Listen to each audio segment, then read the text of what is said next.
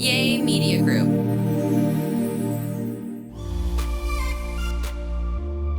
So what's up, y'all? We at part 3 of this because we just can't seem to get finished with We're at 15 9. things that we've learned.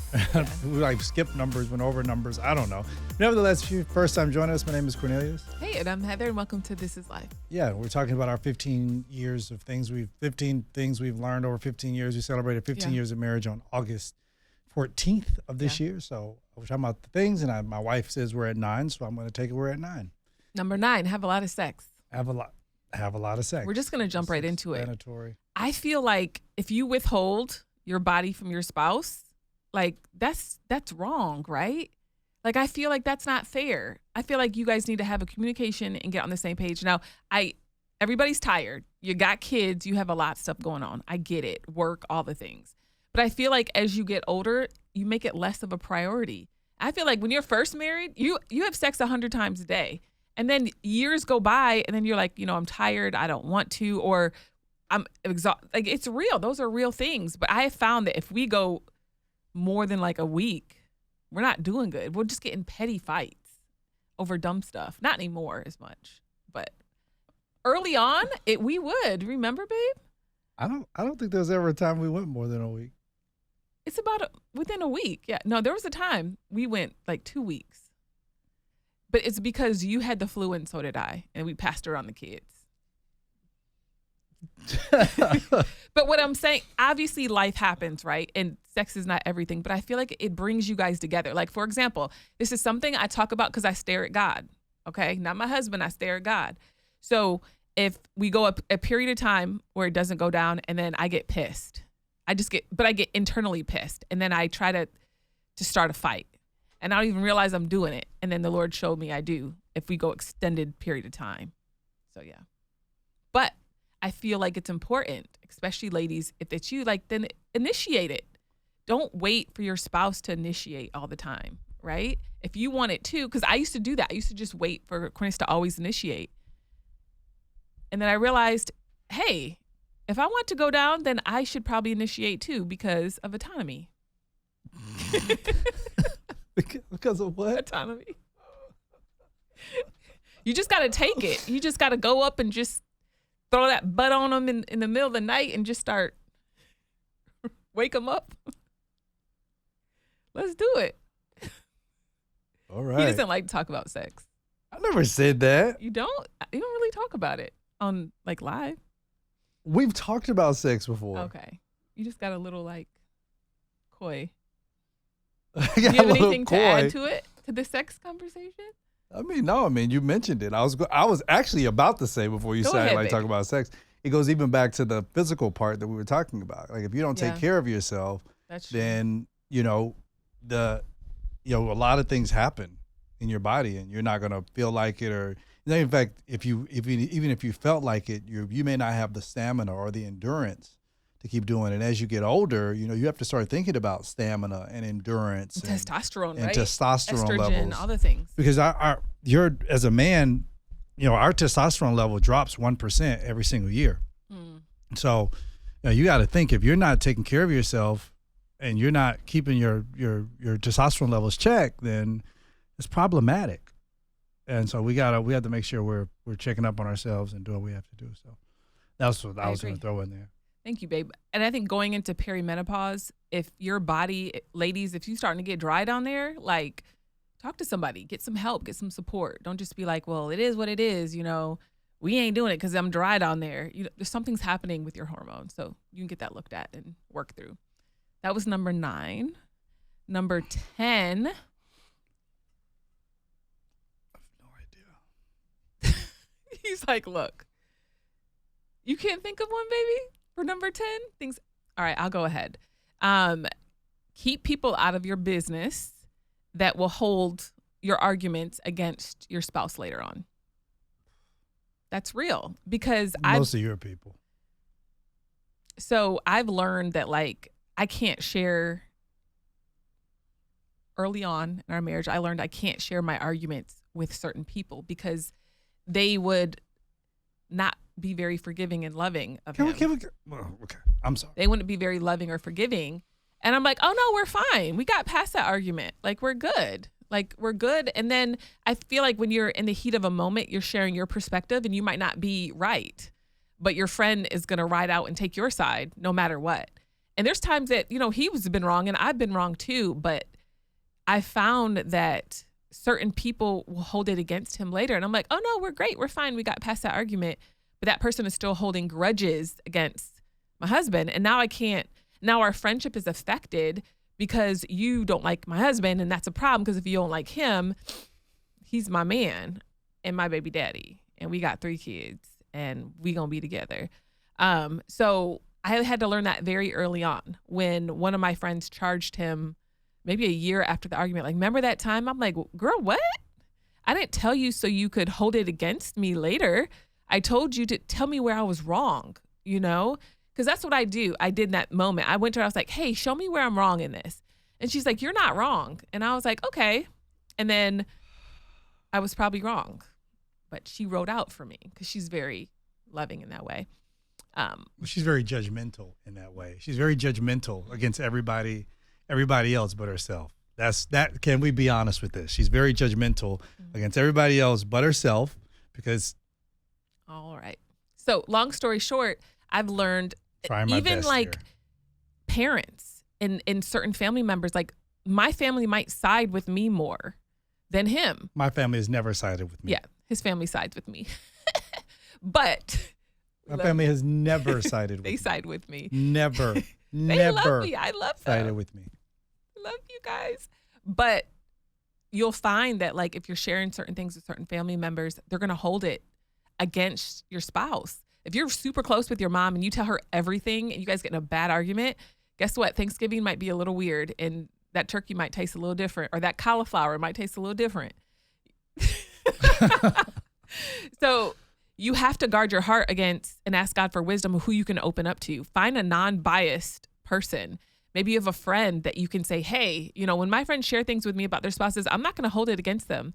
And I'd be like, girl, child, I'm married. I get it. I'm not going to hold it against them later on. And I tell them, this is a judgment-free zone.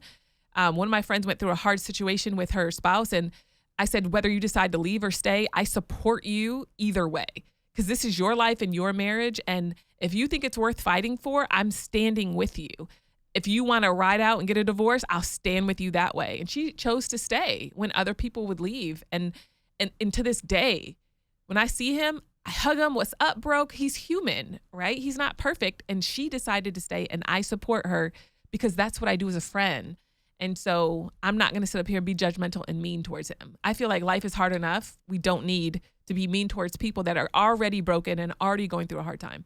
So stop sharing your business with everybody, because they're going to hold it against you later on, and it's going to ruin your friendships. I think agreed. I also think we need to do a better job of choosing who our friends are, because we need to choose friends who have a high emotional quotient, people who you find in conversation to be a lot more merciful than judgmental, and actually have a high emotional quotient. That's sharing something like if my wife were to share something with my mom, I know that my mom is going to be impartial. I feel like if we share anything with Heather's with my mother-in-law, the same thing, because I feel like they both have a very high emotional quotient. Sure. Heather could tell her mom the worst thing about me, and if I see Linda, she's like, "Come here, Cornelius, I love you so much. Very unconditional. Gonna love me," and I would not think anything of it. Same way with my mom. My mom is going to love on my wife because she has a high emotional quotient. But when you get people who don't have that, who are constantly nitpicking, you'll know. They're constantly nitpicking everything about everything else. Sometimes you don't know until you test them with something. You get, there are signs, because you can see they're nitpicking everybody else's relationship. They're very judgmental about everything else that goes on. They're always making excuses and always complaining about everything else. Those are people who are typically emotionally unstable. Those are people you don't talk to.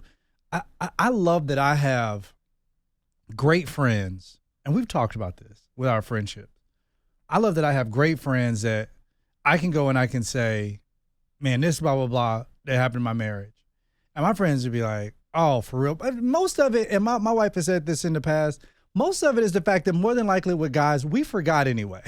But women are different. They carry. I was going to say like that could be true. The women are different. They hold things, blah, blah, blah. Men, like even last night, I had one of my good friends. He was texting about his marriage and he was like, bro, blah, blah, blah, blah. And I responded and I was like, bro, how can I be a brother to you? And he was like, man, it's me being able to share this is cool with me. And I'm like, cool, man. But I reassured him and I said, bro, you know, whatever happens, I want you and your wife to make it.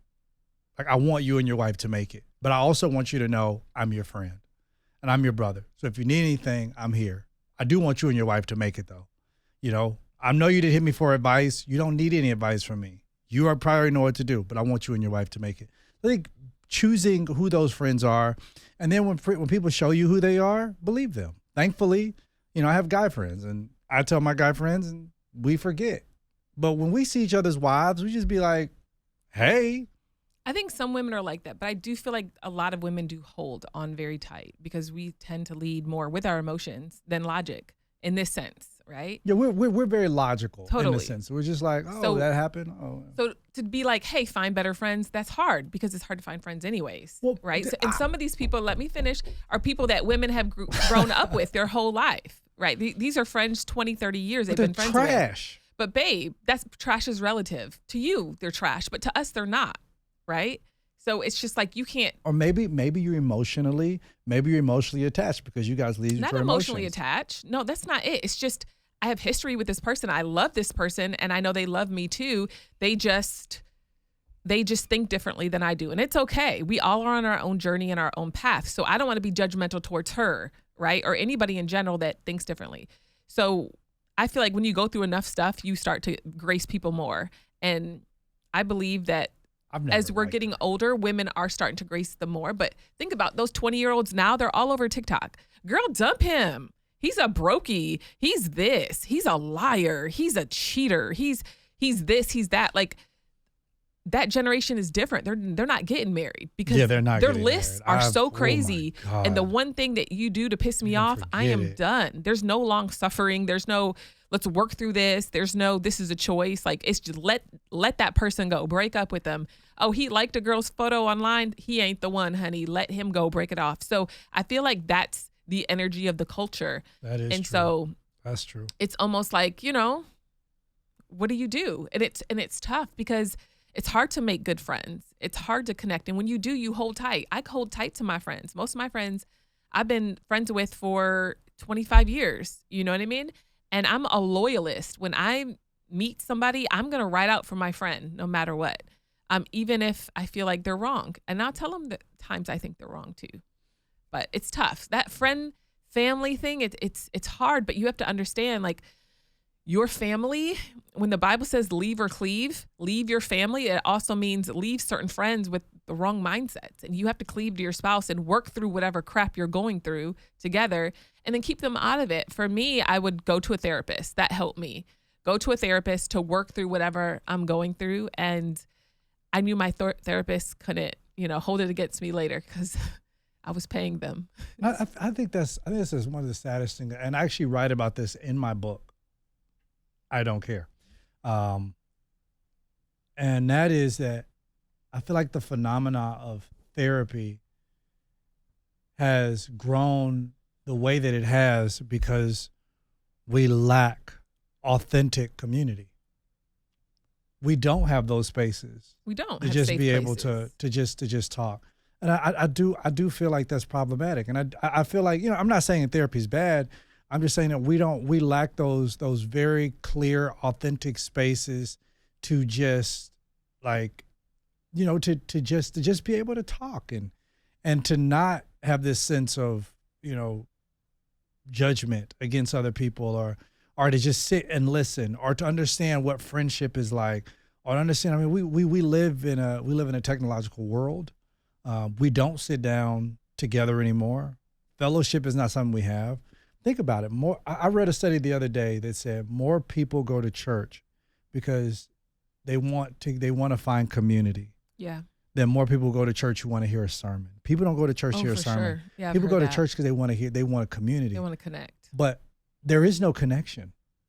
Yeah. And they find it very difficult to connect. And then they try to have, let's do a community group. Well, the community groups are these forced connections that I'm most time I'm connecting with people who I don't really even want to be connected to. So we don't have connection, and we're trying to force connection, and now we don't have spaces where there is connection. So it's just like we don't have that. So then we have to go and pay somebody who will listen to us. Because let's be honest, with most therapists are getting paid because people don't have friends. They want somebody to hear deeper. them. Like a therapist can expose to you the deeper issue of what's going on in your life than a friend. Baby, I get that.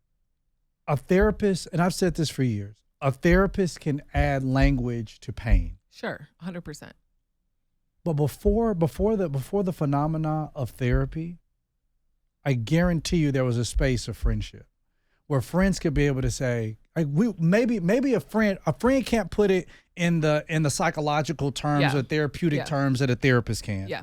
But a friend could look at you and say, "Girl, you holding on to some stuff." Yeah. But we don't have that space anymore.